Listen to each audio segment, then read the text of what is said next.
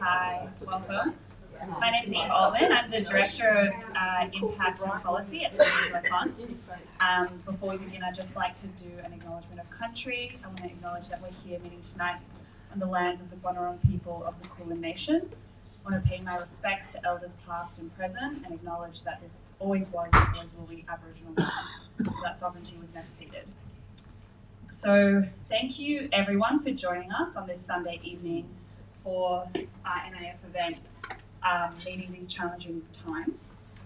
This is the first time we've been able to gather in person together in Melbourne since the horrific attacks on the 7th of October. And I know for all of us, the last few months have been filled with a real heaviness and grief. We're still processing the darkness that happened on that awful day and everything that's followed. We're seeing an unprecedented level of violence and destruction in Gaza and also in the West Bank. We're also facing a rise in anti-Semitism, extremism and polarization here in Australia. And I want to particularly acknowledge the events of this last week, especially I'm from Sydney, but I know that the community here in Melbourne has been very challenging. And so thank you all for coming and being part of community in this time. It's during these difficult times that community is never more important, and that's why we're really lucky to have our wonderful guests here, some community leaders, to share some light on how we can respond to this heaviness, to this difficulty, and what are some ways we can meet this moment and how can we support each other and be together. So our first speaker is Rabbanit Ellyse Borghi, who received a simcha, an Orthodox rabbinic ordination. Simcha, sorry, I can hear everyone whispering. But that's the great thing about these community events, we're all here together. From Beit Midrash Ha'el in Jerusalem in 2019. She's a qualified pre-marriage teacher and certified to appear as a lawyer at the Batei Din, the rabbinic courts. She previously worked for NIF grantee, the Center for Women's Justice in Jerusalem. Ellyse spends her days as a children's lawyer and her evenings learning and teaching Torah. She lives with her husband Adam and their 3 daughters here in Melbourne. Our next guest is Joey Wilkinson, who is the current general manager of the Australasian Union of Jewish Students, or AUJS, which I'm sure you're all familiar with. Joey is studying law at Deakin University and also works as a consultant for the Jewish Library of Australia and Stars and the Moon. Don't know how much spare time you have to be here, but thank you so much. Previously, Joey has consulted and served in board positions with Caulfield Hebrew Congregation, Zionism Victoria, the Reach Foundation, and B'nai B'rith International, among others. Joey is deeply passionate about empowering youth voices within our community and is dedicated to expanding the community's reach to include those not traditionally engaged with. He's passionate about music, good coffee, and is a tragic Melbourne Demons fan. Before we get into this discussion with our 2 amazing panelists, thank you so much for joining us, we're going to be hearing a briefing from NIF Israel's director, Mickey Gibson, who Michael will introduce properly more in a second. One last piece of housekeeping before we get into it is that we are scheduled as on the event to finish at 8 p.m. Depending on how the discussion goes, we may go a little bit over time. But if you need to leave at 8 and we're still talking, please feel free to obviously leave when you need to. I'll hand it over now to Michael, who will take us through the rest of the proceedings. Thank you. Thanks so much, Eve. And g'day everyone, it's good to see you all. For those of you who I don't know yet, my name is Michael, I'm the Executive Director of NIF, and it's a pleasure to be here. It's of course a really tough time to be here, and you certainly spoke to that, but I want to also just recognise that. I think it's made a little bit easier by being in community. I think it's made a little bit easier by the community that we are, that are united around a core set of values. So thank you for being a part of that community, thank you for turning out. It's tough to look at Israel and what's going on and not just feel heartbroken. And it's tough to look at Gaza and similarly not feel heartbroken at what's going on. I know that I am, and I know that so many of us here are. And I think that what's keeping me going when things are really challenging here is that we are united around our support for these amazing organizations who literally the day after, October 8th, and then October 9th, were talking to us about what they were doing to respond, how they were going to do these emergency support efforts. And so many of you stepped up and chipped into that emergency campaign. Thank you very much. We really appreciate that. That work is still ongoing, and I think that every time I need a bit of optimism, and you do, to be in this job, you certainly need a good deal of optimism. I just look at the latest update from the Tzedek centers who are doing joint Jewish-Arab emergency response work, or Physicians for Human Rights who have documented the horrific sexual violence that took place on October 7th and have done advocacy around that, have done direct response as well, medical work. And I'm just buoyed by their resilience and their bravery, and just how remarkable it is that they're able to do that. And so when things are flaring up here at home, I just look to that, and I know that if they can do that after what they've been through, that certainly we can do that too. And so I think there's probably no one better placed to take us through that than our Israel director, Mickey Gitson, who will talk about exactly what happened, from October 8th, from October 9th, and what we're still doing as NIF in Australia, in coordination with NIF Israel and all our other offices across the world to respond right now. So I think I'll kick it over to the pre-recorded conversation we had with Mickey. I will just say it was recorded a week or two ago, so of course that's about a lifetime ago in pre-October 7 days, and so things may have changed a little bit, but please enjoy. Hey everyone, thanks so much for being here. My name's Michael. I'm the Executive Director of NIF Australia, and we're incredibly lucky to be joined by Mickey Gitson, our NIF Israel Director. Mickey, thanks so much for being on early in the morning. I just thought I'd start off by saying, how you going? How's things over there? And yeah, what can you tell us about today in the life for yourself and for Israelis and Palestinians living this reality? I mean, as you guys can imagine, things here are very complicated and hard. I think that Israeli society and definitely life for Palestinians in Gaza, but also in the West Bank, has changed dramatically since October 7th. In many ways, for many other communities around the world, and definitely people who are not following that much, things has gone forward since October 7th, and for us, in many ways, everything has changed dramatically in the way we see ourselves, in the way we feel about our neighbors, the sense of security of Israelis. Everything has changed. Relationships between Jews and Arabs within Israel, and definitely, some political, very basic concepts that have been in the roots of this country since its establishment.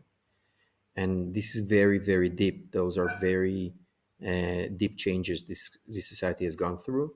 And I think that we are not fully aware of what does it mean for the future. But for the current moment, we're living in a moment of deep change that Israeli society is going through. And it can land in any way, the end of it can land in a reality in which Israel is understanding the importance of peace and security through political agreements, but it can also land in a completely different place in which many Israelis feel that they need stronger military, and we just saw yesterday a conference of the extreme right wing that included 50 ministers calling for Jews going back to Gaza. So reality here is very shaky in that matter. Yeah, thank you. It certainly is. And for those who are watching this at a later date, we're recording on Monday, January 29th. So yesterday being Sunday, January 28th. Let's talk a little bit about that more optimistic vision that you said it could land on. Let's talk about the Israelis who live in peace and security. What's the path there, and what is NIF doing as the organization that cares so fundamentally about this to get us there? I mean, NIF has always and I think Israelis on the more liberal side have always been very engaged on political solution for the region. We understood correctly, I should say, that this approach of managing the conflict or keep living with the Palestinians under occupation would lead basically to reality that we saw. Violence will occur, and we saw it coming in the most brutal and painful way. But from now on, the question is, what's the way forward? And there are two answers here. Here, one is the clear understanding that we, as civil society, as political activists, need to push stronger and clearer to a vision that offers security both for Israelis and Palestinians, complete freedom for Palestinians wherever they are, and and the notion of equality between all the people who live in this region. Now, what are the political implications? As NIF sees it at the moment, I think that we are very much engaged in getting more and more engaged in a secure vision for Israel and Palestine, looking at the two-state solution concept and trying to break it into clear actions, like what are the actions that need to happen tomorrow in order for this solution to be viable in the future.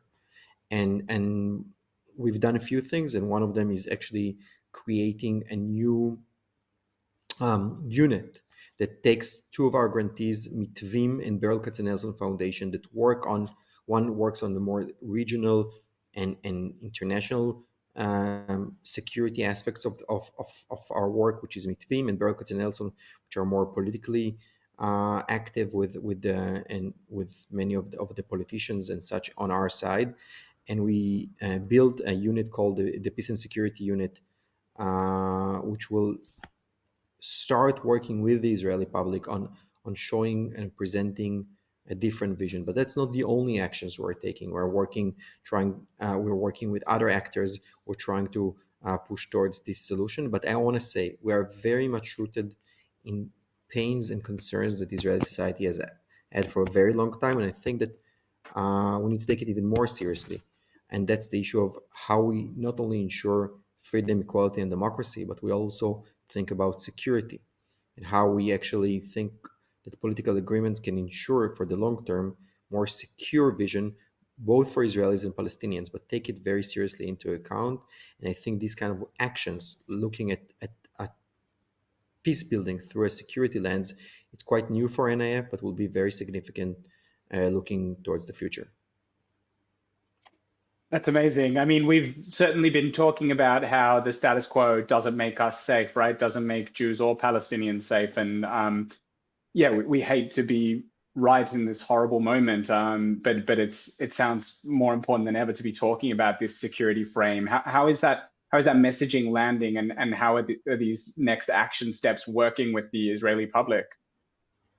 So we're actually, one of the things that we're doing now, we are examining it daily, weekly. We're working with our partner Accord, which is an institute that research political psychology and trying to help us message around that. And we're seeing very interesting findings in their research. For example, we are seeing decrease in the belief of Israelis in the two-state solution or language of Palestinian statehood and so on. But on the other hand, there is a quite significant increase in two things. First of all, understanding that the conflict is not manageable anymore, and one needs to determine and go forward into determination of the future of the region. And Israelis are much more inclined to think about political agreement, right? The language of political agreement becomes much more interesting for Israelis, I would say, when you take into account a possibility for, the American influence in the moderate Arab countries, and definitely the issue of the future of the Saudi-Israeli relations. So when you think about it internationally and regionally and speaking the language of agreement, there is a potential for more work that can be done on that. But it's not easy, right? Israeli society and definitely Palestinian society is going through a massive trauma these days. and we need to be able to lead them through changes and have patience and understanding that the fact that not everyone lands with us at the moment means that we should stop working towards the future we believe is right for us. But we also need to change, right? It's not only pointing at others that need to change. I think that NIF and its allies have been talking about the need to end the occupation for a very long time, and we're still very much there. But I think that, on top of discussing the need to end the occupation, we are at the moment that we'll need actually to have a path towards ending the occupation. And what does it mean for Israelis? And what are the influence of this reality on Israelis' life? Because the concept of living in in security in this region has been shaken in a way that I think that only people who visited Israel can understand, and that's something that we'll need to be able to answer in a better way that we've ever done in the past. For sure. I mean, over here, we hear so much about that, about how it's just a different reality on the ground. And so at times, we can feel very far away. We are very far away. But people here, they really care. You know, we're turning out to watch this conversation in Sydney and in Melbourne. And so we want to know, what can we do here in Australia? How can we be supporters and the most powerful we can from so far away to make these kinds of changes that you're talking about and to make sure we're seeing peace in our lifetimes? So first and foremost, I think your voices matter. I think that Israel has seen now again and again the importance of the support it receives from the Jewish community around the world. And I think that supporting Israel does not mean standing with Israeli policy, whatever they mean, or whatever the policy is. I think that pushing towards peace and security, speaking the language of peace and security, trying to explain what does it mean to live in peace and security to your allies and friends is extremely, extremely important. Israelis could not do it this time alone.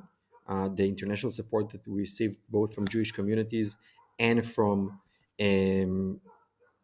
definitely supportive government around the world were very, very important. And I think that that's the time to stand up with your values and with Israel at the same time. We cannot do it by ourselves. And the voice coming from the international community and definitely from the Jewish community is more important than ever. I can tell you for sure that I already see Jewish support on the right wing playing a major role. And I think that that's exactly the time to see the mirror effect on the more liberal and progressive sides of Jewish communities. For sure, for sure. That's so important. And thanks, Mickey, for saying that. And to that end, folks who are watching, please come see me afterwards or head to our website, nif.org.au. We've got so many ways to be involved, and now really is the time. So please don't miss out on this incredible opportunity. We on the left do really need to mobilize. Like Mickey said, people on the right are mobilizing, and we need to show we are, a sizable majority of progressive Jews who really care about a safe and secure and peaceful Israel living alongside Palestinians. I want to say something about it because it's extremely important what you just said. The notion here in Israel is that the right wing is standing with Israel and the left wing is not clear. Like it's not clear for Israelis where the liberal Jews are standing when it comes to Israel.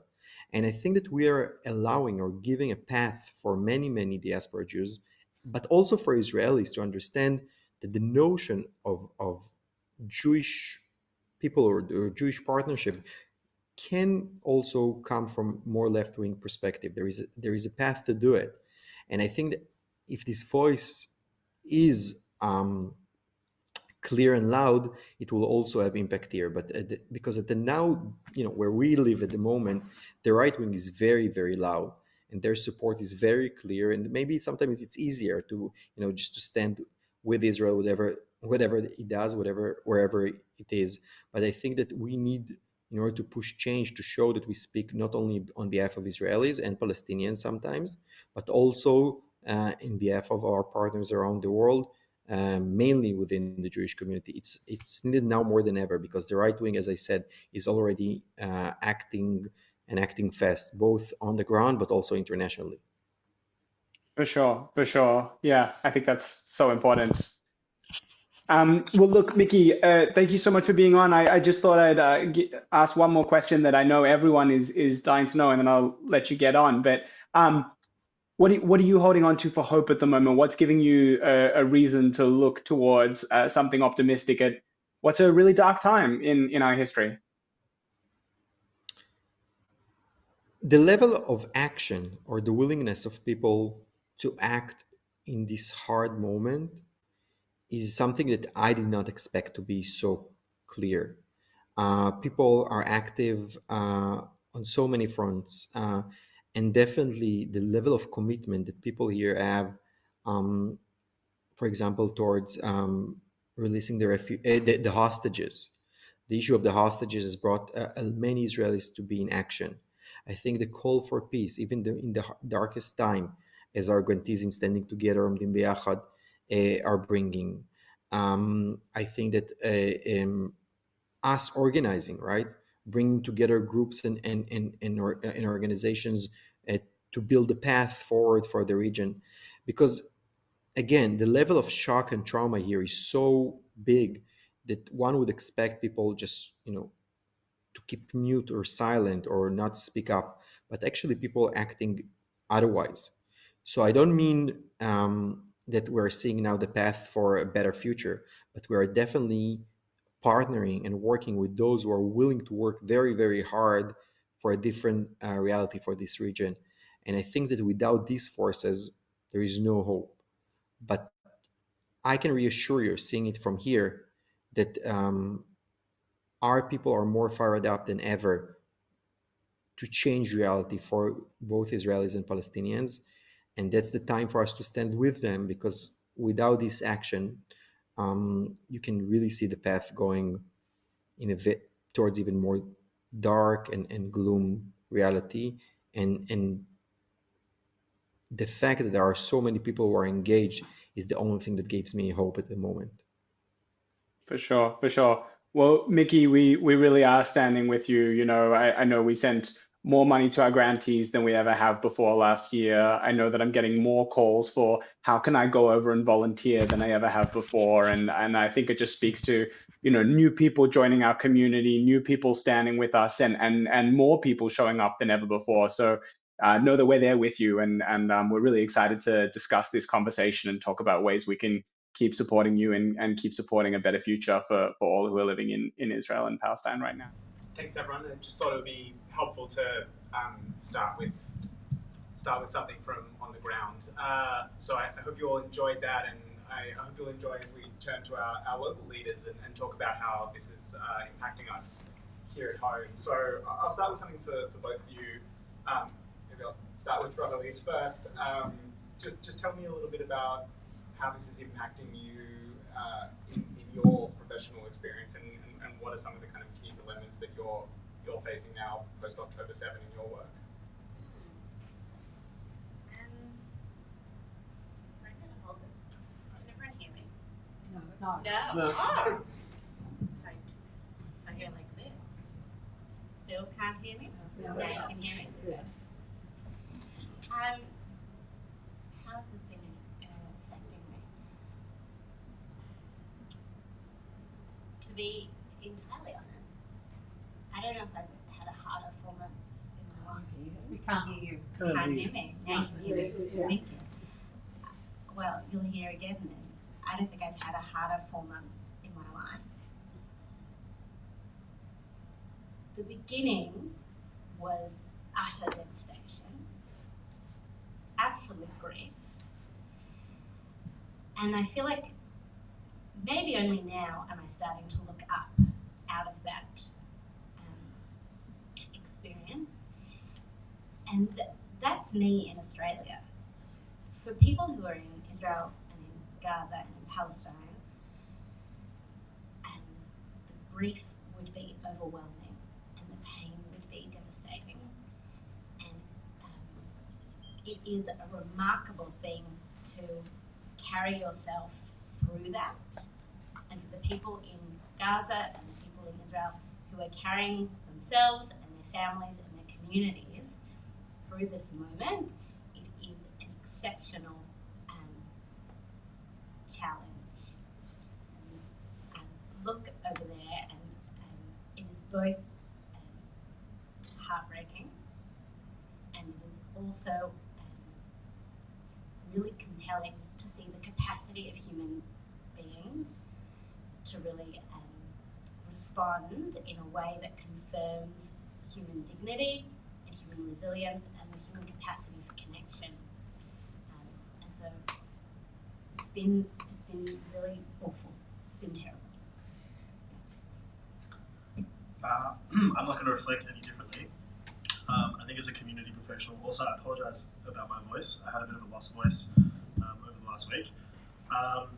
Yeah, as a community professional, I think, and I can speak very much to, I guess, the way AUJS approached everything, but the whole world flipped upside down. And in terms of everything that was planned and everything that we were organising, whether it be events or, you know, leadership opportunities for students, kind of everything turned upside down. And I think what's quite interesting for me to note is we obviously live in a community that understands that at any point Israel could enter into a conflict or be attacked in some kind of way, and yet when it does happen, that flipping that happens, no one is prepared for, and especially October 7th, but like no one was prepared for just how much those things would flip. And I think I would reflect the same as you in the sense that, like, probably only in the last month have any of us really been able to look at the work that we've been doing and say, okay, now we can think a little bit more long term about what the impact of that work is, or how do we set up the next thing. Everything has really been this like acute, reactive focus. From an AUJS perspective, pretty much every program we had was cancelled straight away, and the focus shifted almost completely to student safety and well-being. So forget leadership training and dealing with combating anti-Semitism. It was like, how do we get mental health support to these kids? How do we get the unis to understand the types of actions that they're going to see on campus? What kind of services they need to provide to students to protect them and keep them safe? Mental health support training in terms of like understanding mental health, understanding well-being, actual practice, tangible practice instead of just theory. These are things that we, you know, pepper throughout the year, but this became the sole focus of the entire organisation. And even going into the beginning of this year, as we enter kind of orientation weeks on campus in those first few weeks, that is kind of where all of the resources and energy have gone again. Because rather than provide them with, you know, how do you connect with Jewish students on campus, a lot of the conversation is, if there is anti-Semitism, how are you going to deal with it? If there are people on campus that you need to liaise with or build coalitions with, how are you going to do it? And also, how are you as a Jewish student going to be able to maintain and deal with your own mental health in the face of all of this? So, you know, the mandate of my organisation shifted completely after October 7th, and it is unlikely to shift back this year and probably next year as well. So that kind of gives you some understanding of, I mean, obviously how intense everything is, but I think for a lot of community organisations and kind of institutions, the flip from October 7th has been so intense that not only has pretty much everything operationally changed, but it is unlikely to go back to what it was before ever. And it is unlikely to go back to even a semblance of what it was before for a really long time, I think. Yeah, there's a lot of other challenges I can list as well. I think fear internally in the community is a really big one. I will let you all in on an issue that I had to deal with probably 5 or 6 days after October 7th. But there was a situation at Melbourne University where posters, pro-Palestinian posters, had been put up. Some people see that as anti-Semitic, some people don't. The challenge was that there was one report that some of these posters had razor blades attached to them, so that, you know, if an advocate tried to take down the poster, they would cut themselves. The rumour was false. CSG investigated it, we investigated it. The rumour was completely false, but it didn't stop within 20 minutes. Every single community WhatsApp group posting about it, every single Jewish family WhatsApp group, university WhatsApp group, whatever, posting about it. You know, within an hour, we'd found out that it wasn't true, but I'm still getting calls to this day asking about that issue. So the fear that's very warrantedly running through the community right now, it has an impact that is, people become emotional, they make emotional decisions, they take action when they think action needs to be taken, and the challenge is that it's all happening in this vacuum, and So everyone's going at 120%. How long can people last doing that? I don't know. So there's lots of challenges. Well, I'll stay with you there. That's really tough, certainly, and really important work. So what does it look like? You're saying that certainly not business as usual now, 4.5 months on. What does it look like to try and go back to the academic calendar and say, okay, we're going to start in March, and we're not only going to be purely reactive, right? We're not only responding to fear, we're planning for a year in a post-October 7 environment. Yeah, so AUJS is almost entirely volunteer-based. So I get to work with a wonderful team of staff, but we are really kind of there to help the 150, 160 student volunteers do their work. And they're really the heart and soul of the organisation. So in planning a year, it's really difficult anyway, right? You want to make sure everything fits in properly, and you can timeline everything, and you can get everyone working together on these same singular issues. It's always going to be tough. I think the types, it's just shifted like the focus of everyone. So, take AUJS Victoria, for example. They just ran it's a program called Campus Day. It's like a training, pre-orientation week training that we do for the leaders who have signed up. And that day took a completely different tone this year than it would have in any other year. A lot of the times it's a lot about team building, it's a lot about culture building, how to run a stall on campus and how to greet people friendly and get them to sign up as a member. This year it is, working with these guys, Project Shamar, who joined us from the US, and it's talking about, okay, here is how you coalition build in progressive spaces. Here is how you actively combat anti-Semitism. Jewish Care came in and ran mental health training. We also had a few academics who came in and talked about the statistics behind anti-Semitism and how it manifests on campus. So you can see there alone, it's a very different framing of just leadership in general on campus. And that's kind of underpinning everything we're doing throughout the year.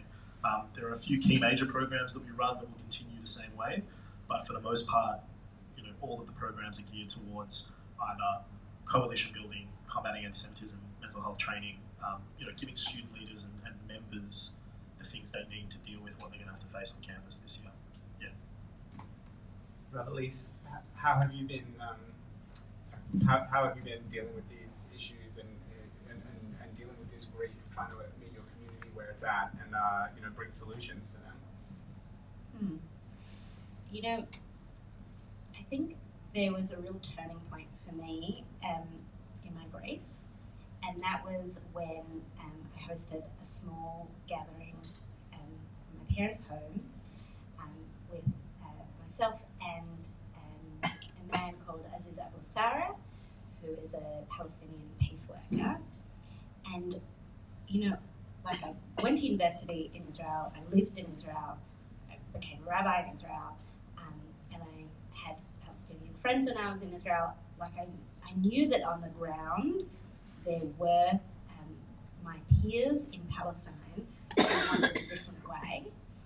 But when the war started, it really destroyed that confidence. And meeting with Aziz again, all the way out in Australia, so far away from the war, but hearing somebody who knows who I am, who knows who the Jewish people are, who knows what Israel is. I don't have to come and explain that enormous history and identity to him, and he recognizes me and sees me as, all of us, as a neighbor and as a partner, and to be able to provide that back for him to know that within Israel, he knows that's where he works, but also in the Jewish diaspora are his partners for his homeland and for his people and for his aspirations, was incredibly healing. And it was truly the turning point of taking back that, I suppose, stepping away from that feeling of being out of control, or that feeling of real disempowerment, and to feel like there were things I could do to change the situation, and things that were constructive and positive, and building the Israel that I believed in, and the Zionism that I love, and working towards that in a concrete way was incredibly healing. And so I would say that from that moment was my turning point, and that I've continued to do that work with my new focus, I suppose, is within Australia, so Muslim-Jewish relations within Australia, and improving those, and improving social cohesion, because I love Israel and I contribute to Israel so much. But the break that we've experienced within Australia in our social cohesion, in the connections between different minority groups, is shocking, and it really identifies how weak those connections were to start off with. I appreciate this was a significant challenge, and it would have taken, very strong connections to withstand this challenge. But we need them. We're in Australia. This is where we are, and we want to love and contribute to Israel. And I don't want to have to choose between my love for Israel and my desire for Israel to be the best it can be, and my commitment to Australia being a place where all people are welcome and all people feel valued and safe. And so the work of rebuilding those intercommunal connections and relations is really fueling my optimism, and that there's somewhere we can go. That's really wonderful. I'll just stay with that because it's fueling my optimism as well.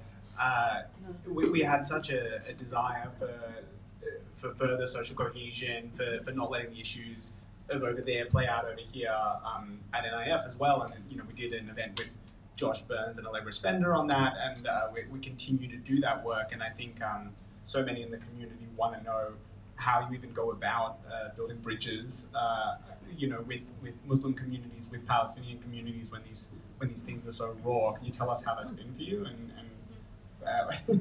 what the relationships have been like, what the response has been like, both here in your community and also across other communities? Yeah, this is an unusual situation where I'm a visibly Jewish person. Everywhere I go in my life, I work in courts, I work in public spaces, I work with police, and I am an extremely visibly Jewish person.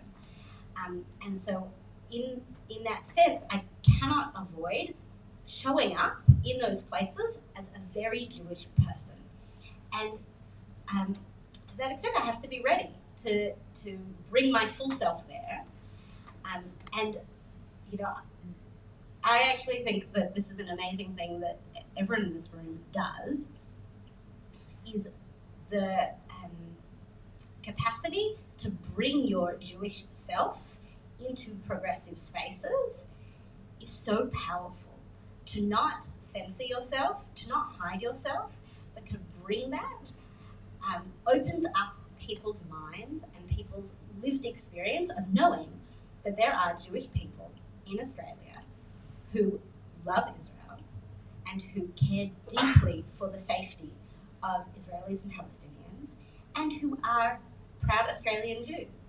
And going about your life in that way and building those connections is, it's a wonderful thing for yourself to do that. It's a wonderful thing for Australia to be there and show up and to be so Jewish and so progressive. Changes people's perspectives. I think that there is a real desperation that I was not aware of within the Muslim community in Australia for connection. And I think that I have Muslim people reaching out to me who are so frustrated with the media discourse, with public discourse, with public leadership, and the way that it has allowed the connections in Australia to be eroded.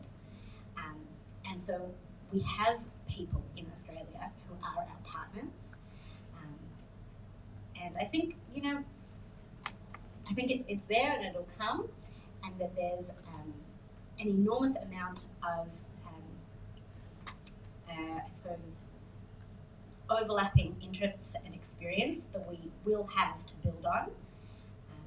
But I also want to acknowledge that when people are grieving, when people are in pain, it can be so hard to have space for other people's pain. And I want to give ourselves that grace and also the Muslim community that space to grieve and to feel their pain. And they can see that we're suffering as well. But the death of your own family is different to the death of another family. And you can see, it's not the only time that it happens, that you would go, my mum talks about the day of her father's funeral. There was another man called Max Gold who was being buried that day. But she was grieving for her Max Gold. She wasn't going to grieve for somebody else's father. And that, I think we can acknowledge and recognise the pain of the other community, but sometimes your pain is so overwhelming, you don't have the room in your heart at that moment to really open up.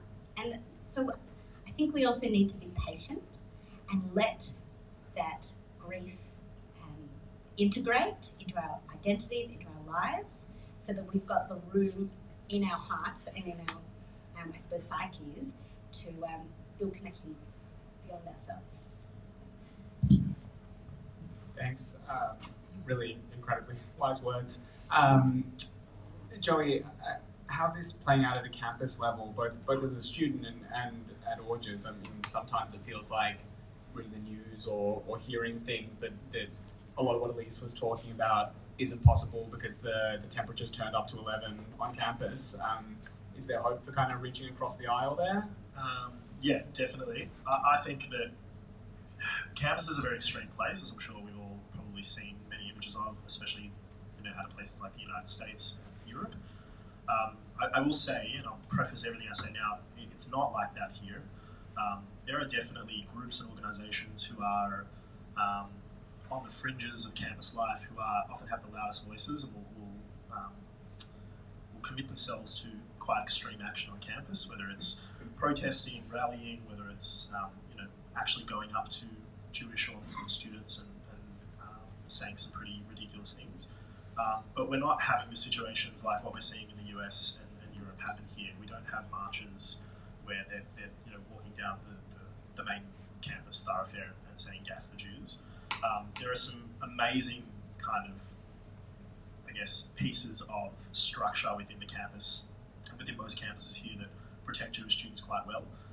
And an organisation like AUJS, and among other organisations, have really, really positive relationships with administrations and faculties that allow us to do what we can to protect Jewish students. So as a great example, in preparation for Orientation Week, we got wind that the Israel Apartheid Week, which is something that hasn't really existed on campuses here for quite a number of years, but is quite prominent in South Africa, in America as well. It's mainly backed by the BDS movement, that they're going to be running things like Israel Apartheid months here. And these protests and these events are going to go for weeks and weeks and weeks. And the interesting thing about October 7th happening on October 7th is that all of the action that took place after that happened right at the end of the semester, and at a time when a lot of these organisations really didn't have time to organise.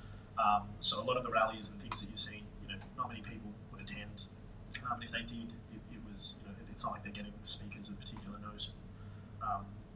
So the timing of it was quite interesting as well, because we kind of flipped into overdrive and went to this huge reactive mode, but the action wasn't coming as what we expected. However, obviously knowing some of the things we do about what potentially could come this year with Israel Apartheid Week month, a lot of pro-Palestinian action that absolutely crosses the grey line into anti-Semitic action. There's a lot of things that we've done and already do. So speaking directly with vice chancellors of universities and talking about things like safe spaces, safe entry and exit ways for Jewish students. So there's a great example. At the University of Sydney last year, there was a pro-Palestinian protest that blocked one of the entranceways. Security removed them within 15 minutes because that is a clear breaking of a guideline that we've been able to set up at the universities. Provision of, like I said, safe spaces, so actually allocated areas that Jews can go to where they can be assured that they're not going to be harassed or they're not going to have to face any of these kinds of incidents. But it's really, really tough because, for the most part, the high-end faculty is really respondent to us and to Jewish students' needs because they can see what the outcome is, but then it has to go to the different rungs of university. So administration, actual staff members, whether it's teachers in the classroom, also security. We had an incident at La Trobe University. All of the security are Muslim, and it's actually really difficult for them to understand some of the things that we are talking about because of the background that they have. So it's a massive challenge, for sure. But for me, there's a lot of hope in the fact that the action we're seeing is nowhere near what we see in the US, thank God. And also the systems we have in place are really kind of, well, I mean, I think back to when I myself was like a student leader for AUJS on campus. They were nowhere near as robust back then. So there's a lot of work that's happened over the last couple of years. The other thing is the leaders themselves, like the actual student leaders on the ground, are phenomenal. They're incredible. They're incredible communicators. Their emotional intelligence and wisdom for their age is through the roof. I could have only hoped to have been half the level of leader that we have coming through the organisation at the moment. So yeah, there's a lot of hope in building those relationships.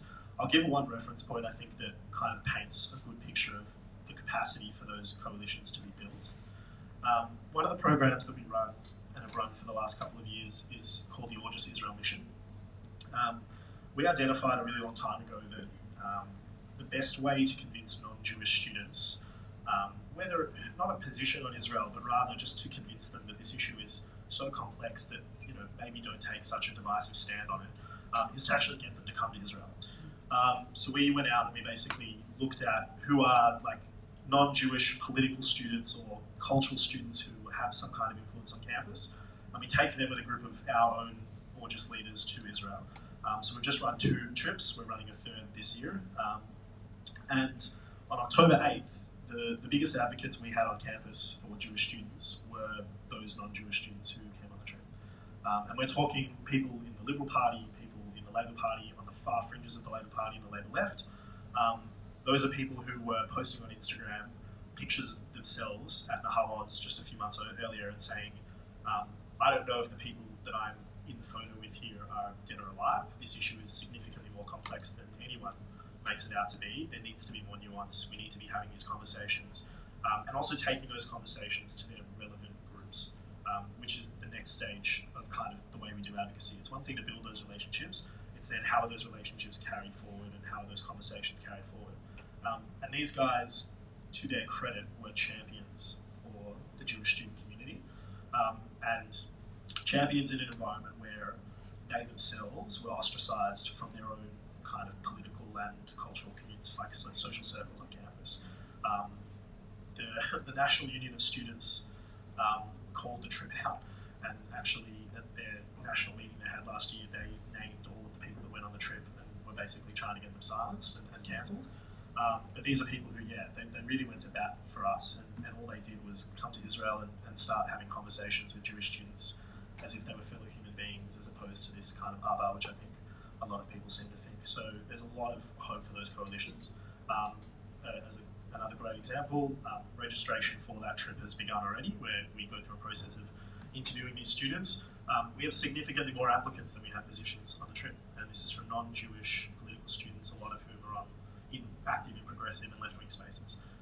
So there's a want to go to Israel, there's a want to deal with the conflict in a nuanced way, and yeah, that to me is just a sign that those conversations can be had and those coalitions are out there and we need to go and get them. And a lot of the training we've done with students is also in that space. So it's, we are acting and working in a typically progressive environment, which campuses are. So how do you actually build those relationships in that space? And building on from what you're saying, I think there is a need for time and a time to grieve and a time to mourn. But when people are past that point, there is also, I think, a need for education and understanding, because for me, after mourning and grieving, which is the first step, the next step in order to build those relationships is to actually understand the alternative narrative as well as you understand your own. And that requires sitting down and listening. The instruction we give to a lot of leaders is before you give your own Jewish narrative and Jewish experience. You actually listen to what the other has to say first. For one, it is a tool with which you can build positive relationships, and listening is a really important tool in that space. But two, the types of things we hear, they just provide nuance and added complexity to what is already incredibly complex, and it makes people think. And for us, I think, and for students, I think a little bit more of that understanding would go a really long way. And then generally speaking, the fact that these conversations are happening at such a young age, I think is the other really important part. I'm all for interfaith communal work, but often I see that interfaith coming from people who are kind of on the fringes of our own community in many ways, and often older. For me, these people who have gone on our trip, they're going to be in politics. Like, all of them work for politicians or in political parties, or they work for different clubs and societies on campus that will lead them to some kind of big thing later down the road. And I know that all of them are going to have a much more nuanced view on what is a Jew, what is the conflict, what is anti-Semitism, than the people that didn't get to go. And that right there is kind of what we're kind of trying to do, and that's the main part of it. Terrific. Thanks for that. I'm wondering, Ellyse, what can we do here at home? What can we in this room do to bring this kind of nuance, this complexity to the conversations we're having, and how can we really show our strength, our solidarity with people going through such grief over on the other side of the world right now? Easy question. Easy question. I mean, it's your whole job. So, I mean, I'm here because NIF funded something that was remarkable in Israel, which was a law firm which advocated for the rights of women in Israel. And it was one of my first legal jobs. And so everyone here, our commitment and contribution to building Israel that lives up to its ideals is the best possible response to war, is to say, we're going to build it and we're going to make it beautiful. And I just think that is the most effective response, is something that is positive and constructive. And then overall, I actually think the Australian Jewish community has been remarkable in its response to the war. Jewish Australians are so far away from Israel, and the horrific violence in Israel and in Palestine, and the anti-Semitism in Australia, you could not blame Australian Jews for saying, I don't need this in my life. This is too hard. This is too awful. Why would I be a part of this? And we have not seen that at all. We've seen absolutely the reverse. We've seen a community respond to this by saying, I am fully in Australia, and I am fully committed to a diverse, safe, multicultural Australia, and I'm going to bring my full Jewish self to Australia. And I believe in an Israel that is safe, that is prosperous, that is diverse, and that has peace with its neighbours and security with its neighbours. And it has been young people, it has been progressive people, it's been conservative people across the Jewish community, all levels of religious observance, of ethnic background, cultural background, have really doubled down on their commitment to the project of Jewish peoplehood, and that has been remarkable and impressive. And there's in psychology, we are familiar with post-traumatic stress disorder, but there's also post-traumatic growth. There's people who experience incredible hardship and who take that, and it really spurs a blossoming or a changing or a growing. And everyone will respond differently, and not everyone will respond the same way all of the time. But the Australian Jewish community has faced this challenge and has really stepped up to it. And I think everyone in this room is doing that, but beyond this room, the community is doing a remarkable job at facing this. I'll just acknowledge we are at the hour, and I've tried to incorporate some of the questions as best I could that were submitted in advance for those who have the opportunity to do so. If you do need to depart on the hour, please do. But if you have a couple minutes, we will open it up for Q&A from the audience. So we might just do it by raised hand, and I'll come to you with a roving mic. Does anyone have a question for either of our panelists?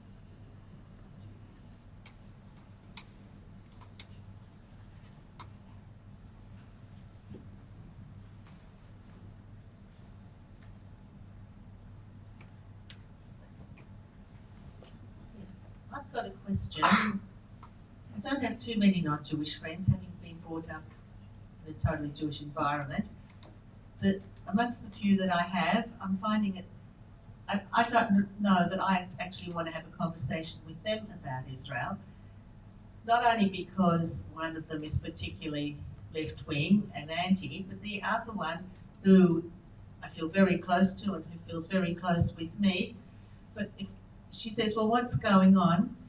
We all know that a lot of Israeli policies are counterproductive in a lot of ways to the outcome, all the lovely things that you've been saying.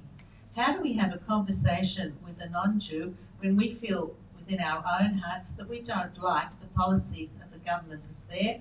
And, you know, how do we have a conversation and feel comfortable, you know, living in Australia? Because what you're saying is beautiful motherhood statements and it's great, but in reality, you know, how do we talk on an individual basis with people when we're not sure ourselves what's going on? Is that for either panelist or? Good question. Judy, is that for either panelist or? What's it? Yeah, cool. Go Joy first. Post October 7th, I've got as many progressive friends who send me vile anti-Semitic messages as I do progressive friends who send me messages of support, as I do progressive friends who didn't really send me anything to do with Israel because for them that is not a central piece to our relationship, and I really appreciate them. I think exactly the way you just discussed it is hopefully how I would want to be able to discuss it with someone I would call a friend, in the sense that, like, you can be vulnerable with a friend and you can say, I actually don't know all the answers and I don't know how I fully feel about this.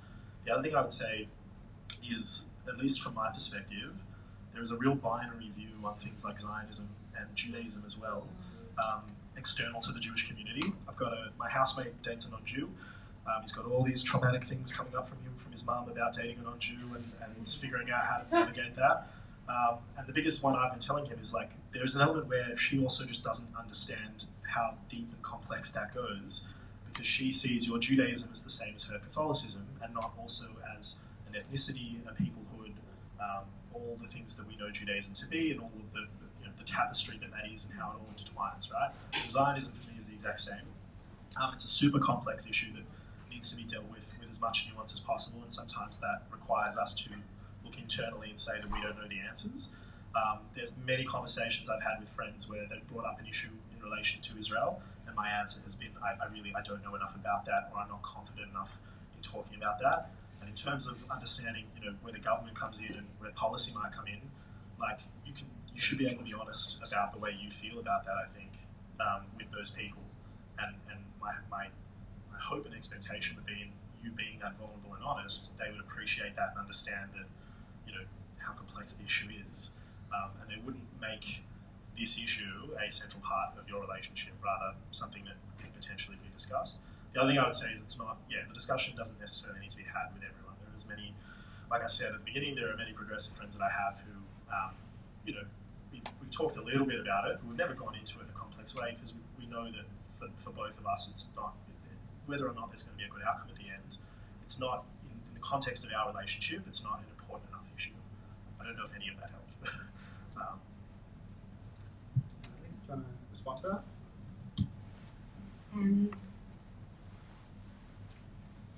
Every friendship is different. Every relationship is different. I have my colleagues at work. We have one dynamic. I have my very close friends, some of whom are Muslim. And for people who I have a close and open relationship with, we've been able to have those hard conversations where they'll send me an article from Haaretz saying, are they planning a mass expulsion of Gazans into the Sinai? Are all of the Palestinians going to be sent out of Gaza? We have to have this conversation about, what do I know about this? And what would that mean? And to have someone where I'm not the defender of Israel. I'm not the the Israeli government spokesperson. I'm someone who has family in Israel, who's lived there, who loves that country, and who belongs to that country. But the government there makes some horrendous decisions. And I work in social justice law in Australia, and so I see the horrendous decisions that are made by the Australian government. And my colleagues see those horrendous decisions, and we work against them every day. And so to have that understanding of you can love a country and it can do terrible things, I think is a nuance that is missing from a lot of the conversation, because people respond so defensively about Israel with no capacity to say it is a flawed democracy that doesn't have to be this way and that can be different. But that these particular things, I feel no need to defend the particular decisions. And I think that openness and that vulnerability has really built that trust and connection. And some friends, our friendship, and this is something else that I have learned. Actually, there was a Guardian poll on this. 70% of Australians want nothing to do with this and do not want to think about it, do not want Australia involved, do not want it in their media. It does not interest them and is not important to them.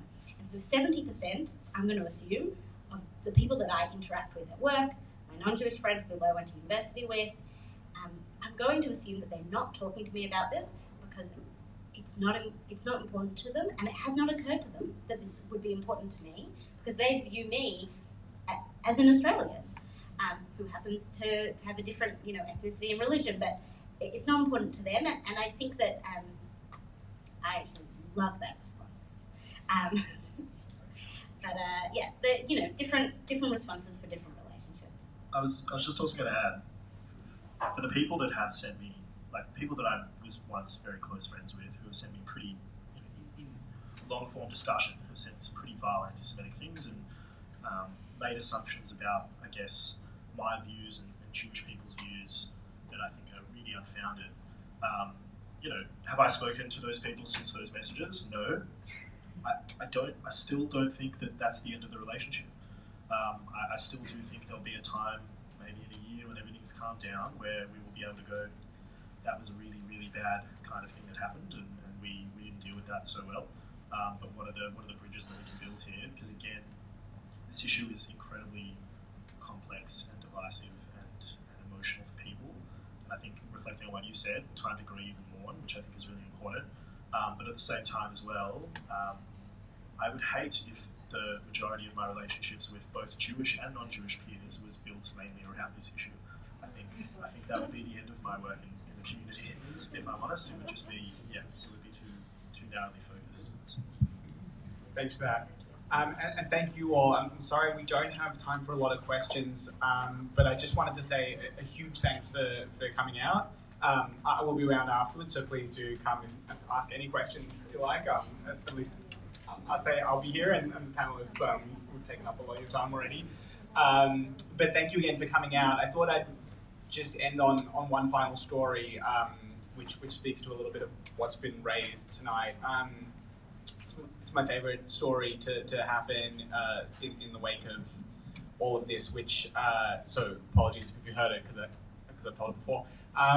But on October 8th and October 9th, before the dust had really settled and before the government had actually started to respond in a way that it should be responding immediately, NIF was there, and Mickey and my colleagues in Israel were actually going to the affected kibbutzim and booking hotel rooms on NIF Amexes because there was nowhere for them to go. If they didn't have friends or family in other places, they couldn't go anywhere else. And a lot of those kibbutzim are progressive, are really where the grantees of NIF are born or where people live who work in those grantees. But there are a couple that actually aren't. They're strong liquid central hubs. And Mickey told me that he was there booking the hotel rooms for one of the affected kibbutzim that was known to be kind of a right-wing kibbutz. And someone came up to the person who had been found accommodation and asked them for comment. This was the media, and said, "How are you doing? What is going on with you?" And they were really just so at a loss and so grief-stricken, and were just really lamenting the fact that the government hadn't responded. And they were saying, something should be done. The government should be here. And they said, even these bastards from NIF are here, but, but where's the government, right? And I take that as the highest of praise, because I really do think that it was a time where there was tremendous unity and tremendous cohesion, and I feel that cohesion here when I step into rooms like this, and so I'm immensely grateful to be with wonderful panelists, wonderful attendees who are doing so much because they care so much for what Israel could be. And so I want to say thank you for all your support. I also want to invite you, if you haven't yet, we still are doing our emergency fundraising. We still are responding. And so there are a number of ways to respond. The QR codes on the flyers. Please do scan, find out more about our upcoming events, give what you can, and please stay involved because we're so grateful to have you as a part of our community. And so thank you for being here. Thank you all for